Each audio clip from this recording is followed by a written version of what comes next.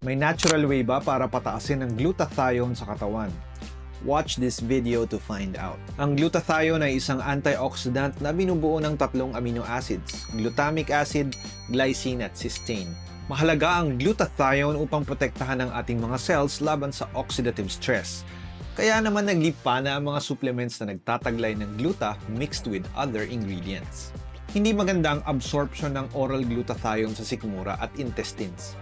Nadadigest ito pagdating sa sikmura at nabe-breakdown ito to amino acid.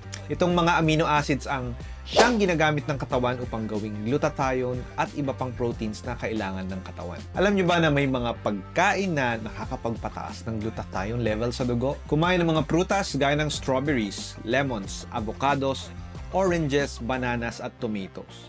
Bukod sa mataas ang gluta levels nila, mataas din ang polyphenols at sulfur compounds nila na nagpo-promote ng glutathione production sa cells. Mayaman din sila sa vitamin C na nagpapataas ng glutathione levels sa mga cells. Kumain ng mga gulay gaya ng asparagus, spinach, broccoli, carrots, green peppers, cucumber, green beans at cauliflower. Gaya ng mga prutas, nagtataglay sila ng mga polyphenols na nagtutulak sa glutathione production. Kumain ng karne or uminom ng gatas.